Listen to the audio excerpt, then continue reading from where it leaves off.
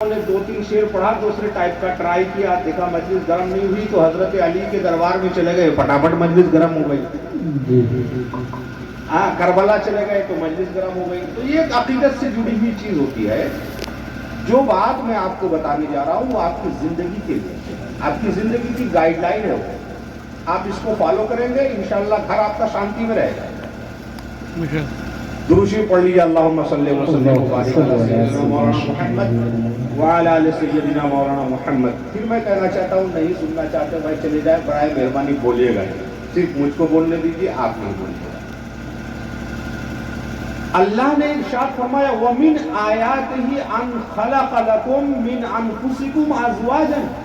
اللہ کی نشانی یہ ہے کہ اللہ نے تمہیں میں سے تمہاری بیوی پیدا فرمایا, تمہارا جوڑ پیدا فرمایا. نشانی کا لفظ بہت بڑا ہے. آپ کتابیں پڑھیے, مفسرین کی تفسیر پڑھیے تو آپ کو اندازہ ہوگا کہ اللہ کی نشانی کیا ہے. عام زبان میں ہم آپ کو سمجھا سکتے ہیں کہ نشانی وہ چیز ہوتی ہے جسے دیکھ کر اصل چیز تک ہم پہنچتے ہیں. یہاں سے فیض آباد جانا ہے, راستے پہ بورڈ لگے رہتے ہیں, کہیں اگر دو راستے ہو گئے تو تیر کا نشان بنا رہتا ہے ادھر اور ادھر. یہ نشانیاں ہیں. یہاں سے ٹانڈا جائیں گے تو آپ کو کلومیٹر کا پتھر لگا رہتا ہے, وہاں سے آپ اندازہ لگا سکتے ہیں کہ ٹانڈا اتنے کلومیٹر ہے. دنیا میں بہت ساری چیزیں ایسی نشانیاں ہیں جس سے اصل شے کی طرف آپ پہنچتے ہیں. تو نکاح یہ کوئی آسان چیز نہیں ہے. اللہ تعالیٰ نے اس نکاح کو اپنی نشانی قرار دیا. کیا مطلب کہ آپ نکاح کرو اور اسی نکاح کے ذریعے سے اللہ کی بارگاہ میں پہنچو, خدا کی بارگاہ میں پہنچو. جستجو کرو اپنے رب کی, تلاش کرو اپنے رب کی.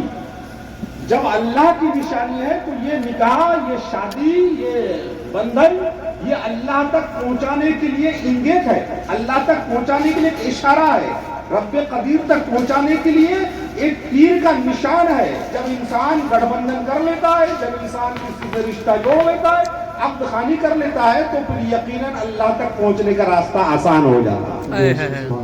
یہ اللہ کی نشانی. دوسری چیز, یہ تو رب کی معرفت. اور پھر آپ کے لیے کیا فائدہ ہے؟ اللہ نے فرمایا کہ ہم نے جوڑ پیدا کیا, یہ تو میری نشانی ہے, لِتَسْكُنُوا إِلَيْهَا, کہ تمہاری بیوی کے پاس تم کو سکون ملے گا. سکون ملے گا. آپ کتنے ہی تھکے ماندے کیوں نہ ہو, کتنے ہی پریشان حال کیوں نہ ہو, اگر آپ نے صحیح انتخاب کیا ہے, صحیح انتخاب, تو آپ کو سکون ملے گا. صحیح انتخاب کرنے کا فارمولا خود قرآن میں موجود ہے. دو آیتیں صرف آپ کو پیش کروں گا. پہلی آیت اللہ ارشاد فرماتا ہے ہن لباس لکم وانتم لباس لہن. عورتیں تمہارے لیے لباس ہیں اور تم عورتوں کے لیے لباس ہو. آپ مجھے بتائیے کہ اس وقت اگر آپ نے یہ گرم کپڑے نہ پہنے ہوتے تو آپ کو سکون ملتا؟ سکون نہیں ملتا. ظاہر سی بات ہے, موسم ٹھنڈا ہے تو آپ کو گرم کپڑے کی ضرورت ہے. آپ خود ہی اپنے گھر سے گزشتہ سال استعمال شدہ کپڑا اپنے کیا کہتے ہیں سوٹ کیس میں رکھے ہوئے تھے, اپنے گھر میں رکھے ہوئے تھے, اس کو آپ نے نکالا, چوائس کیا کہ ٹھنڈی کے اعتبار سے ہلکی پھلکی ٹھنڈی ہے تو ایک چھوٹی سی موٹی بنیان آپ نے اندر پہن لی. اس سے زیادہ اگر ٹھنڈی آپ کی ہے تو آپ نے ہلکے ایک جیکٹ پہن لی. اس سے زیادہ اگر ہے تو مکمل گرم کپڑے آپ اندر باہر ہر جگہ پہنتے. اسی طرح سے بدن کو راحت اور رنج پہنچانے والے کپڑے بھی ہوتے ہیں. کچھ کپڑے ایسے ہوتے ہیں جو کھردرے ٹائپ کے ہوتے ہیں, بدن اس کو قبول نہیں کرتا, بدن اس کو قبول نہیں کرتا. اس کو اگر آپ سلوائیں گے, اس کو اگر آپ پہنیں گے تو آپ کے بدن میں کھجلاہٹ پیدا ہو جائے گی, کھجلی ٹائپ کی. اور کچھ کپڑے ایسے ہوتے ہیں جو ملائم اور سافٹ ہوتے ہیں, اگر آپ پہنیں گے تو آپ کے لیے راحت اور سکون کے باعث ہے. اللہ نے کتنا جامع لفظ ارشاد فرمایا کہ عورتیں تمہارے لیے لباس ہے.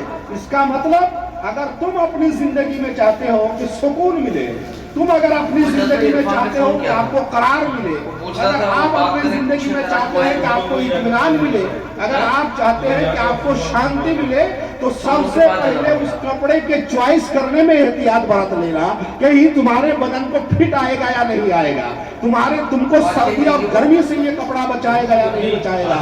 اگر واقعی تمہارے بدن کو فٹ آنے کا تم کو ظن غالب ہو تو پھر ایسی صورت میں اس کپڑے کو اختیار کرو، پہنتے ہی تم سکون میں رہو گے اور جہاں جاؤ گے عزت پاؤ گے۔ اور کپڑے میں اللہ نے اتنا جامع لفظ ارشاد فرمایا ہے کہ جس میں 10 صفات اس لباس کو لکھا جا سکتا ہے۔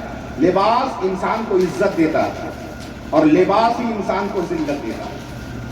حضرت اور گلستان میں بہت مشہور واقعہ ہے، گلستان کے مصنف حضرت علامہ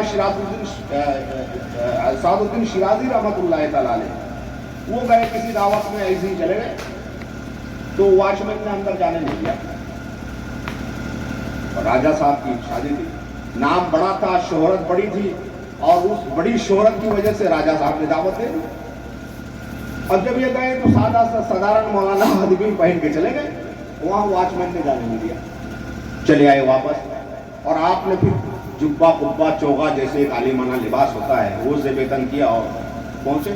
ابھی آپ پہنچے نہیں تھے، لوگ راستے میں سائڈ دینا شروع کر دیا، حضرت آ رہے ہیں ہٹو بھاگو، حضرت آ رہے ہیں ہٹو بھاگو، اور بڑے اطمینان سے حضرت کو لے کر گئے۔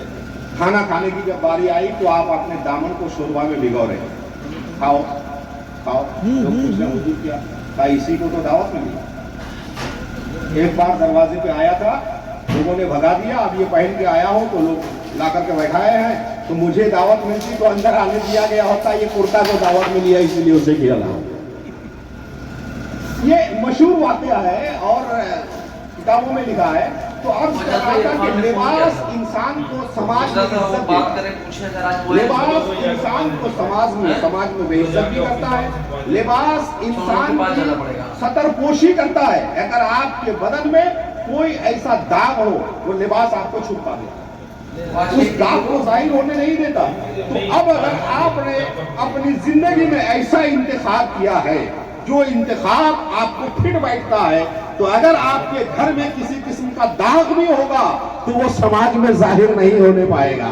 بیٹی ہو چاہے بیٹا ہو، دونوں کو اللہ نے حقیقی مرد وہ ہوتا ہے جو عورتوں کے عیوب کو چھپاتا ہے، اور حقیقی عورت وہ ہوتی ہے جو مرد کے عیوب کو چھپاتے ہیں، اور جب ان کے دونوں عیوب چھپے رہتے ہیں تو جہاں جاتے ہیں عزت کی زندگی گزارتے ہیں۔ بے شک سبحان اللہ۔ تو انتخاب آپ کا یہ ہونا چاہیے۔ اللہ کے نبی فرماتے ہیں تنکح المرأة ل40، تنکح المرأة ل40، عورت سے 4 باتوں کی بنیاد پر رشتے ہوتے ہیں، لمالها ولحسبها ولجمالها فاذكر بذات الدین ولدینها فاذكر بذات الدین۔ اللہ کے رسول فرماتے ہیں کہ 4 کیٹیگری لوگ دیکھتے ہیں۔ پہلا، عورت مالدار ہے کہ نہیں، دوسرا اس کا خاندان بہت اچھا ہے کہ نہیں، تیسرا وہ حسن و جمال اور فضل و کمال والی خوبصورت ہے کہ نہیں، اور چوتھا دیندار ہے کہ نہیں۔ یہ 4 چیزیں لوگ دیکھتے ہیں سماج میں۔ جب